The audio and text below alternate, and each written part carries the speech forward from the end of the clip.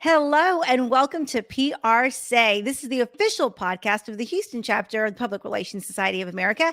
And I'm your host, Veronica Sofer, thrilled to be here with you for another great episode.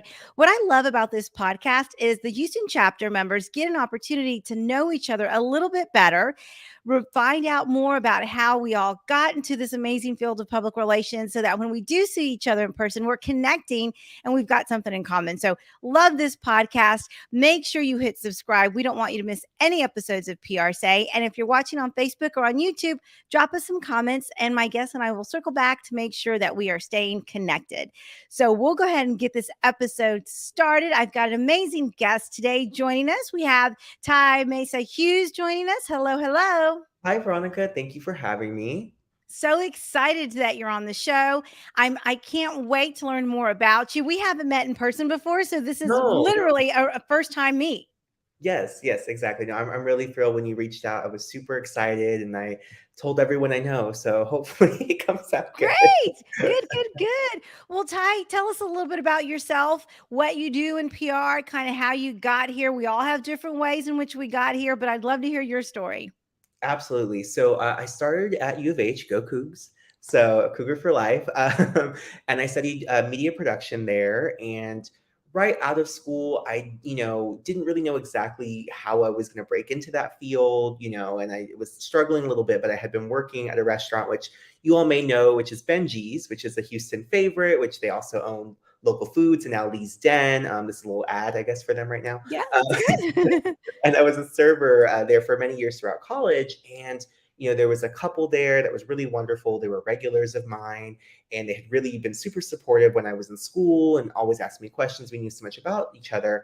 And one of them was like, hey, my cousin, she owns her own firm and they just merged to a larger firm. Would you be interested in her, meeting? And I was just like, sure. She's like, okay, great. She's on the way. And I was like, okay. So, oh my gosh. So I had an impromptu interview when I was waiting tables, but it ended up, we hit it off really well. And then, down the line, I reached out over LinkedIn and I was just like, hey, I know we met.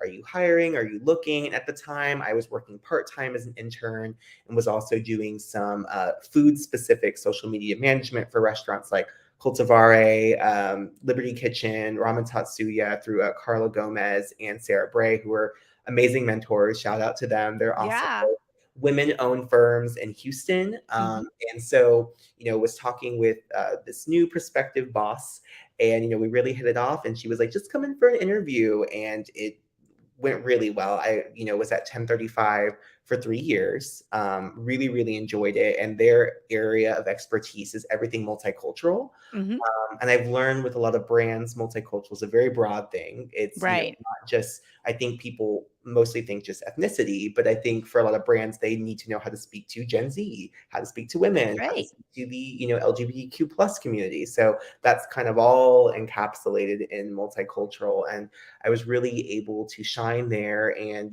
get to lean into communities that I belong to, which was really, really nice because it wasn't just about the research. It was also about what you're living every single day and getting to bring your full self to work and having clients that champion that was just amazing.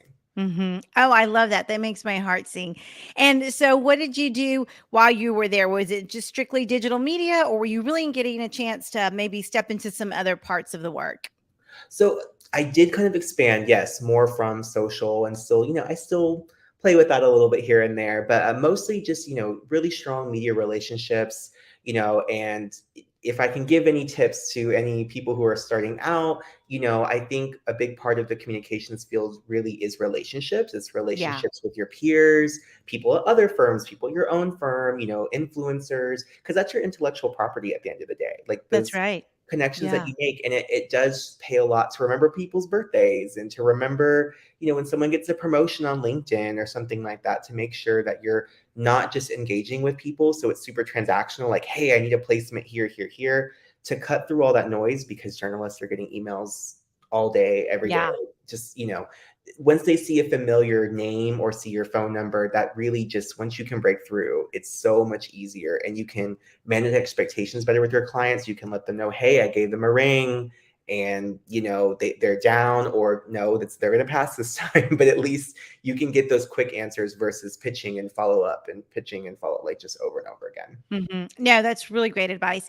And I love the personalization. One of the tricks of the trade that I like to implement is literally writing out thank you cards. And I try to mail 5 to 10 a week. Oh, wow, that's great. You are much more disciplined than I am, but that's amazing. Well, I'm not great at it every week, but I get it at least every other week I'm doing it. And then I get really proud of myself because it's all about relationships, especially in public relations, whether you're doing events or social media or just even traditional media pitching. You're, like you said, name recognition is key to success, whether you're promoting yourself or your business or your clients. Absolutely. No, it's definitely helped me a lot. And it does take time, though. It's not Yeah. something that happens overnight. You want to make sure that you're quick and concise when you're reaching out to people. I know you know all this obviously already, but and then once you establish that relationship again, just making sure that you're consistently communicating. And I think the best part about it too is that it just makes your job more fun. Oh, yeah. Yeah, it's way better to reach out to a friend and catch up and talk a little bit about work versus, hi, can you please do me this huge favor and cover this thing? And, it also makes people more flexible because we know that clients sometimes have certain rules or stipulations about how they're perceived in the public or in media with influencers. And they're a lot more flexible when you have a strong relationship with them. Yeah, no, you're absolutely right about that. What are some of the mistakes that you learned from kind of coming in as a young professional? I mean, you came right out of college, you have this great impromptu interview, and then all of a sudden you're at a firm kind of living your best life. But what are some of the mistakes that you learned from that really helped you grow as a communications professional? So, I think the biggest one, and it's something that I still have to remind myself of sometimes, is just making sure I guess it's two big ones. One is just making sure to always have, that self-starter initiative and not Yeah. waiting around for people to respond. I think when I was earlier in my career, I was a little bit more timid, and sometimes, I didn't hear back from my boss and this and that. So I would just be like, well, I didn't hear for them. So I'm Yeah. just I'm just gonna let it, but that's not an excuse. Things need to move Right. forward. And that's never, if something doesn't move forward or doesn't progress, the answer can't be, well, I didn't hear from you. That's not acceptable. And I Hmm. learned from not doing that. It's you only hurt yourself in those moments by, kind of ducking and covering. Um, Yeah. and then the other thing that I learned is just, something that a mentor told me very early on is that, at your stage right now where you're at, there's nothing you can do that I can't undo. And I think I was always very nervous to approach things. And when you're nervous and not confident, then you will make a mistake. That Yeah. mistake that you're thinking of in your head, you will manifest if you keep putting that out there. If you don't Yeah. speak confidently, people don't trust you as a resource. It just, so I learned, and that one was a one that I had to work on a lot with my team to, build my confidence and my skills. And I still struggle with that sometimes. Still, sometimes I Hmm. don't really know if this is going to work the way we think it is, but I'm going to be confident in the fact that I will do my best, and that if there is a problem, I will find a solution. I can be Hmm. confident in that. Yeah, no, that's really great advice. And that's such a great reminder because if we're not always pushing the envelope a little bit for our own comfort, I read something recently that said, if you're not uncomfortable at least 3 times a week, you're not doing what you're supposed to be doing. I And I was love like, wow, okay. Oh, maybe I should reevaluate. So, but I think that's exactly right. Like we got to be learning and growing. And I think for young people, it comes a little more natural because it's part of the growth process. But as an older PR practitioner or more seasoned, I should say, we get stuck in the rut. We stop growing sometimes. And so I love that reminder because it's good for everybody at every level. absolutely. That's awesome. So tell me about some of the things you're doing now. So you were there for a few years and now you tell us what you're doing these days. So actually, when this comes out, I will be at my first week at Edelman, which is super exciting. There's a lot of cachet and prestige that comes with Edelman, and it's definitely a place that I wanted to work at early in my career, and I really kind of thought about that and thought about how do I consciously make those efforts. But one thing I was nervous about was like, it is general market. I've focused so much on multicultural, and I was fortunate enough to have an opportunity to work with their multicultural team. So it's more Oh, Latino specific, which is great. I get to flex my bilingual skills. I get to make my mom and my abuela proud. Like I'm really excited. I to love do it. that. She was super proud. I still don't think my grandma knows fully what PR is, but that's Yeah, okay. that's all right. And so yeah, so I'll be starting very soon, and so that's what I've been up to lately. And I recently actually, I don't know if you even knew this, I recently moved to New York from Houston. Oh, So it's my first time living away from home. It's been quite an experience, definitely adjusting. And funnily enough, when I do meet people when I'm out and about and networking and trying to connect with others, most of the time those who are very receptive, they're cool. We start talking, and then they're from Texas too. They're like, "Oh, I'm yeah. from San Antonio. Oh, I'm from Denton. I'm from El Paso." And I'm like, "That's why we connected." Yeah, that's why we connect. Well, while you're at Edelman, you have to look at my cousin, Oh, Matthew Savala. He is he's the executive creative director at oh, Edelman in New York. So you'll have to look him up and say, "Hey, I talked to your cousin the other day on her podcast."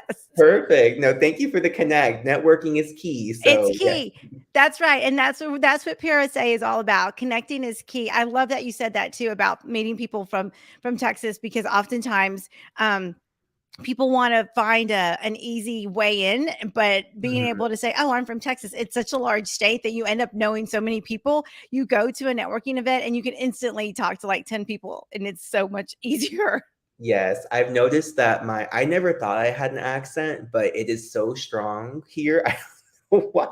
Every time I say y'all every other word, but to your point, it just has that connection and that warmth that, someone. I think people's walls come down a little bit. You can speak more freely and really get to know people. And again, going back to the relationships thing, once you have that strong Yeah. relationships with others, you have that trust, you can communicate a lot more effectively and efficiently.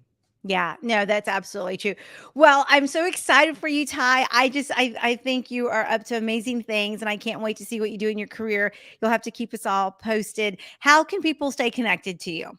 Yes, you can connect with me on LinkedIn. It should be Ty Hughes. Also on Instagram, I am at this one guy Ty. I made that name in high school, so I might need to change it to be a little bit more professional. I thought it was kind of cheeky back then, but those are my main forms of communication. And I guess if anybody ever wants to email me, I should have that in my LinkedIn as well. Yeah, that's so exciting. All right, guys, this is Ty Meza Hughes. Thank you for joining us on PRSay. It was great to chat. Thank you. All right, make sure that you share this episode with all your PRSA friends all over the country, because this is all about connecting and really growing our base as public relations practitioners. So, thank you for tuning in. If you're listening on the podcast, make sure you hit subscribe. We don't want you to miss any episodes of PRSA. And if you're watching on Facebook or on YouTube, drop us some comments, and Ty and I will be sure to connect. We will see you next.